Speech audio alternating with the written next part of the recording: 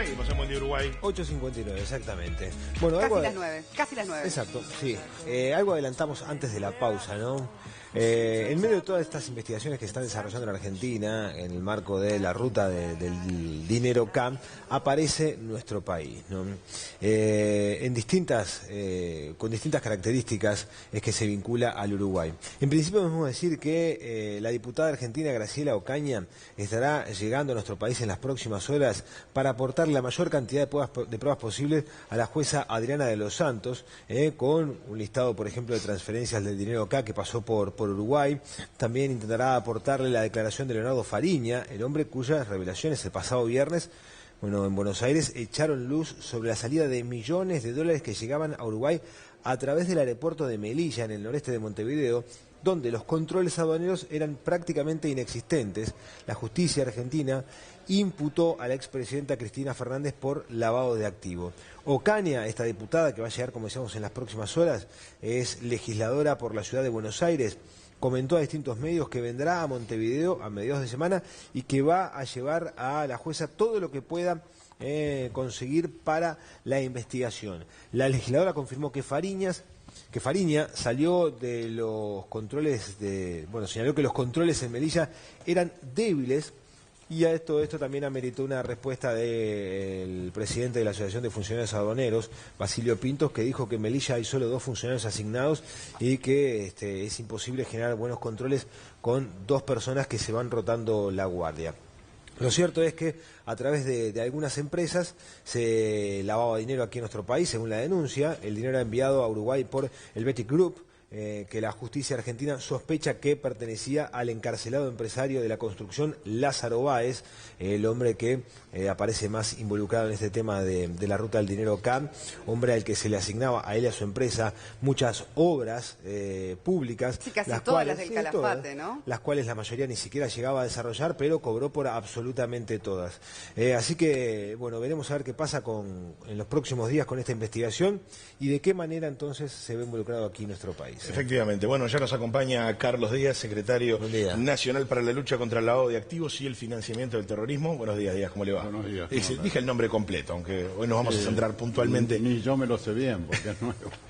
Efectivamente, es un organismo nuevo. Díaz, en principio, esta primera inspección apunta solamente a esos estudios jurídicos que están vinculados a un caso judicial. No, en general no son solo estudios jurídicos, sino también otros sujetos obligados. Como ustedes saben, decíamos recién, la CENACLAF, como la sigla que quedó de ese nombre tan complejo, tiene facultades para controlar a partir del 1 de enero de este año. Ha tenido que traer funcionarios de otras dependencias, o sea, se ha reforzado, y empieza una primera etapa de control, esta semana, con aquellos sujetos obligados, a saber, escribanos, inmobiliarias, eventualmente estudios que puedan haber estado vinculados a causas de crimen organizado, vamos a decirlo claramente. Claro. Díaz, vamos a partir del comienzo de este asunto de los Panama Papers para poner en contexto, porque hablamos de las inspecciones que refieren a las empresas que figuran, ¿verdad?, en esta información que se ha divulgado mediáticamente.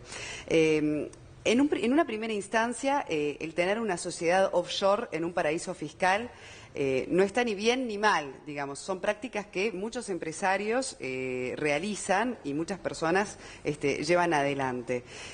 Sí es cierto también que por la laxidad de estos paraísos fiscales también sirve para encubrir crimen organizado y dinero que, por ejemplo, proviene del narcotráfico y demás.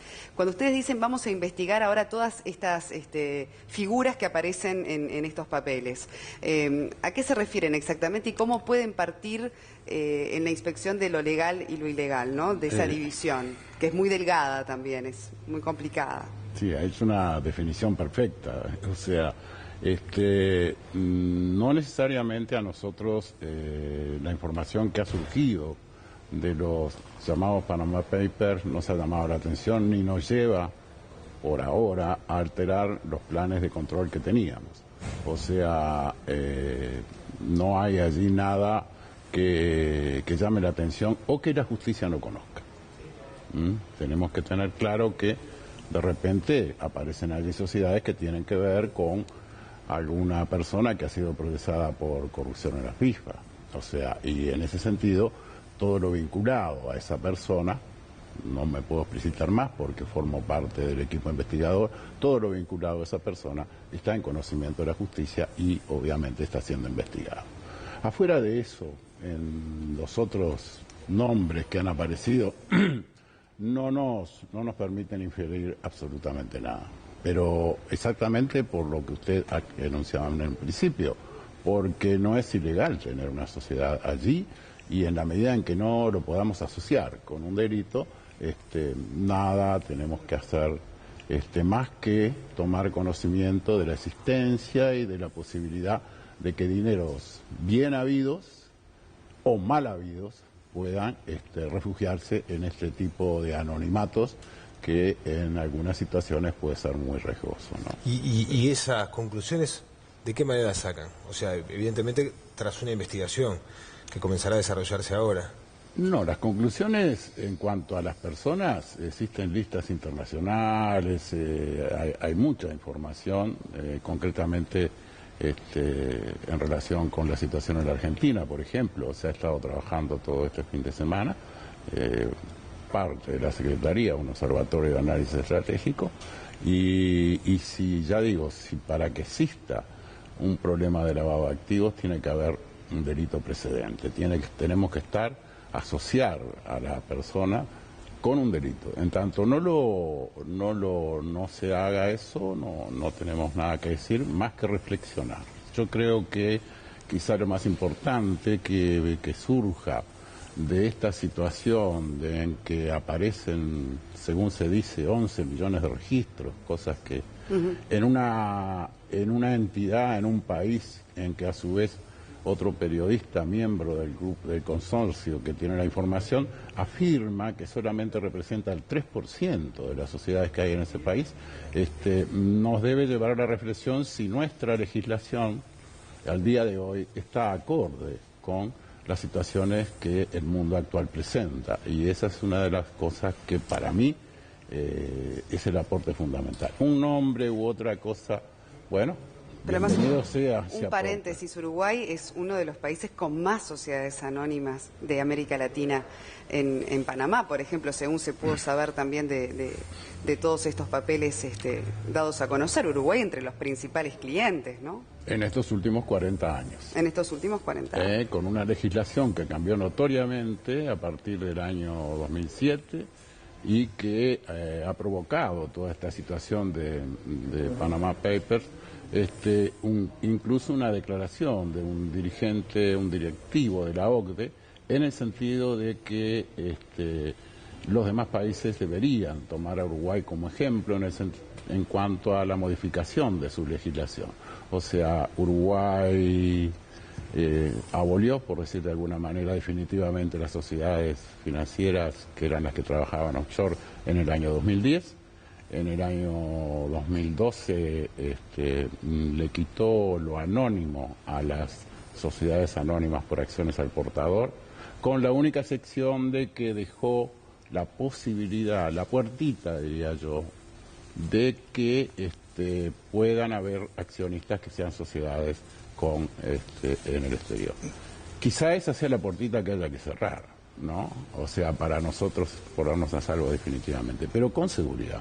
Si el relevamiento se hiciera al día de hoy, estaríamos en el lugar 200 o más abajo. Díaz, a ver si comprendí bien de lo que se desprende de su testimonio.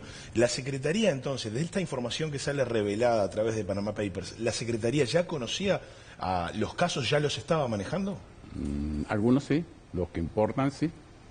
Sí. Y en ese sentido, ¿por qué no se realizó antes la inspección o quizás ya se venía realizando? Porque la Secretaría lo hizo en función, o sea, el conocimiento de las situaciones que tenía, las tiene en función de su calidad. O sea, la Secretaría tiene varias funciones, se pone varios sombreros, lo hacía en función y lo hace en función de su calidad de auxiliar de la justicia. Entonces, en tanto son causas reservadas, estamos a lo que el juez, en este caso la jueza disponga, y nosotros no somos dueños de la información. O sea, la información la ponemos en conocimiento del juez y trabajamos como equipo de investigación, o formando parte del equipo de investigación, pero notoriamente es información muy, muy reservada. Usted, bueno, se van a hacer estas investigaciones a estudios contables, a estudios de abogados, en fin, a empresas bueno, que figuran también en estos Panama Papers. Pero al comienzo de la charla usted decía que tienen un rol protagónico, o se les va a demandar un poco más de información a las inmobiliarias y a los escribanos. Sobre todo porque se utiliza la compra de bienes para lavar este dinero. Ocurrió con el tema de la ruta del dinero acá de Argentina. ¿Tienen con qué un escribano o una inmobiliaria ponerse el traje de investigador? ¿No corresponde a las entidades bancarias o al Banco Central en todo caso? Ellos tienen que advertir frente a una transacción sospechosa, ¿no? Sí, Después la investigación claro, no correría por parte. ¿Tienen los elementos como para juzgar cuando una transacción tiene ese carácter de sospechoso? Es que no tienen que investigar nada. O sea, simplemente tienen que preguntar, y como entre tantos datos que se ponen en una transacción de la compraventa o que se requieren para la transacción de una compraventa, tienen que identificar claramente quién es el beneficiario final, o sea, quién es la persona que está atrás y de dónde surgieron los fondos para la transacción. Es exclusivamente eso, es preguntar eso, cosa que nos preguntan a cualquiera de nosotros si vamos a abrir una cuenta de sueldos para cobrar el sueldo en el banco. O sea, no hay más que eso. Estamos en excelentes relaciones con la Asociación de Escribanos, con la Cámara Inmobiliaria, e incluso estamos diseñando los formularios y todos tenemos claro que de eso se trata. Lo demás es trabajo nuestro. O sea, no podemos dejar caer en particulares responsabilidades que son del Estado. Pero tampoco podemos asumir o pretender reglamentar todo lo que nos rodea y que el control lo haga el Estado, porque estamos seguros de que no vamos a conocer la situación concreta que el escribano sí conoce en cuanto a lo sospechoso o usual o no de la transacción que está haciendo. Un metro cuadrado no vale lo mismo en una zona que en otra, puede darse la situación de borde y que se debe dar muy poco, de que una persona compre un bien en $1 millón de mañana y lo venda en $10.000 de tarde. Si usted lo ve de afuera, dice es algo absolutamente inusual, pero si la está comprando para su hijo que se casa ese día o se casa bueno, el escribano dejará constancia en el formulario que tiene que llevar en todas las transacciones que realiza, dejará constancia de esa situación, y eso no será para él, que es quien conoce el oficio, que es quien sabe de qué está hablando, eso no será una situación sospechosa y no merecerá ningún tipo de reporte. O sea, la apuesta a todos los sujetos obligados es que nadie conoce más del tema que aquel que trabaja en él. Bueno, ahora, en esto de perseguir, digamos, al crimen organizado, después nos enteramos de ese tipo de noticias, ¿no? Como que habrían entrado por el aeropuerto de Melilla en un avión con falta de controles, bolsones con millones de dólares, y que eso, bueno, trascienda hoy por hoy, sin en su momento ningún tipo de consecuencias. También hay una vulnerabilidad muy grande de Uruguay, que además es un país estratégicamente situado, con lo que puede ser, por ejemplo, el dinero del narcotráfico, por lo menos de salida, ¿verdad?, hacia otros destinos, ¿no? No debería haberla, no debería haberla. Esto también, como en el caso anterior, el problema no es que pase o no pase por la aduana. Y digo esto porque Uruguay está con fronteras terrestres y puede no ser por la aduana. El problema es que Uruguay tiene una legislación que no permitiría o que no permite de que uno venga con $5 millones y lo deposite, uno más por encima de los $10.000. Hay toda una serie de controles, que es lo que evidentemente lo preocupa a uno. O sea, más que por qué entró, es cómo se introdujo, si es que se introdujo. Suponemos que no, que deben ser alguna institución, pero esta es una suposición, puede ser una institución financiera que trabaje offshore, pero eso nos debe preocupar. ¿Cómo es posible que haya dinero? El problema de Argentina es un problema de Argentina. Sí, Para sí, nosotros pero estamos hablando del dinero que llega esperando, acá. pero supongamos que es generado ilícitamente acá, por un acto ilícito que se produce aquí en Uruguay. ¿Cómo es posible que ese dinero se canalice y todos los controles que están previstos en el sistema financiero y en el sistema no financiero no hayan detectado ninguna situación, sobre todo con cantidades de esa envergadura? Eso sí es un llamado de atención. Eso sí es un llamado de atención que desde mi punto de vista está por encima de si un funcionario de aduana estaba o no estaba, porque, insisto, no es solo el dinero que viene del exterior, sino alguno que haya podido generarse en forma O sea, lo que quiere decir es que país. no es tanto cómo llega, sino cómo se coloca, en definitiva. Exactamente. Yo creo que eso es lo que yo venía pensando. Digo, pero ¿cómo es esto? No era que teníamos todo bien. Pues más sale también después el dinero. Sale después el dinero. No queda acá. Bueno, por eso me refería que probablemente, pero esta es una suposición, insisto. Bueno, hay veces que se ha dicho que se han comprado propiedades Sí, en el este. en el este, que no lo podemos asociar por ahora. Se verá. Eso está en marcha la investigación, y en tanto no se ha identificado en Argentina un delito precedente de lavado de activos, o sea, solamente se ha manejado la evasión fiscal, que en nuestro país aún no es delito precedente, no tenemos otra cosa que estar a la orden de la justicia, que nos nombró para participar en la investigación como consecuencia de la denuncia de una diputada argentina y un diputado argentino que realizaron, bueno, yo ahora no me acuerdo, pero ya hace como 2 años quizás, Sí. cuando saltó todo el problema en la prensa. Pero eso es más o menos en la situación en que estamos, más preocupados en principio porque es aquello que a nosotros nos está faltando aquí, porque eso sí tiene que ver con nosotros. Díaz, usted decía que la Secretaría es un organismo nuevo. ¿De qué ámbitos son los funcionarios que van ahora en estos días a realizarlos? ¿Cómo cabe decirle? ¿Interrogatorio, investigación?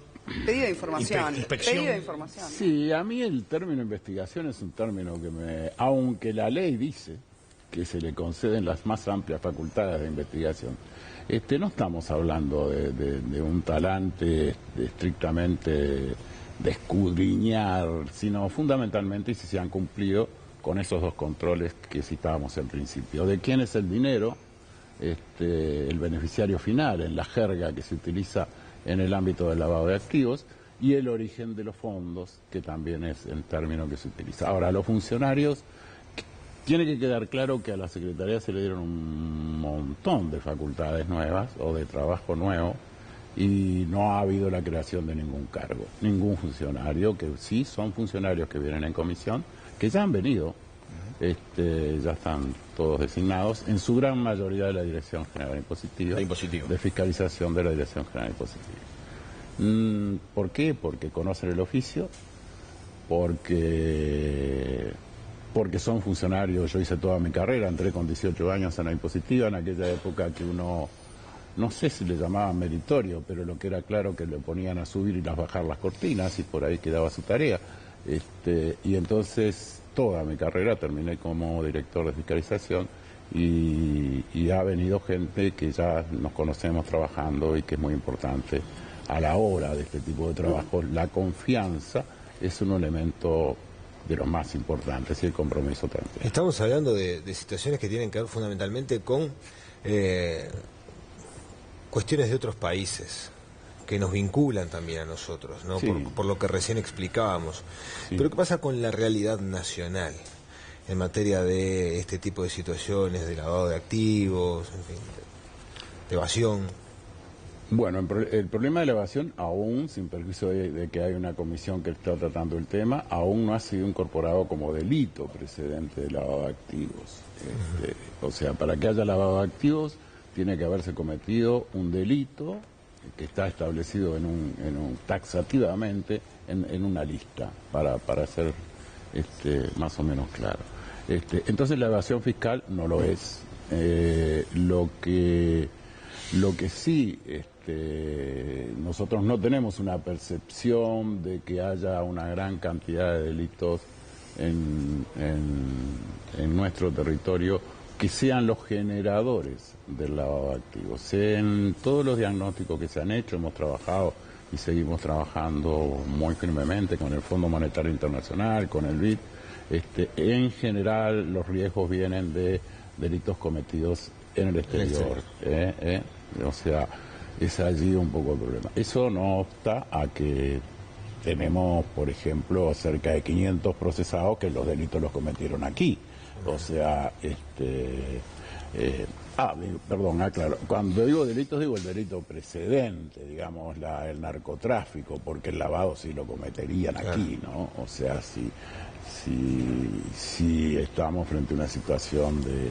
No vemos una gran vulnerabilidad, tenemos la necesidad, además, por las normas internacionales que vamos a ser evaluados en el año 2019, tenemos la necesidad de ajustarnos a las modificaciones que se produjeron en este tema en el año 2012 y eso se concilia con algunas necesidades que nosotros recogemos de nuestra realidad o el cambio de nuestra realidad.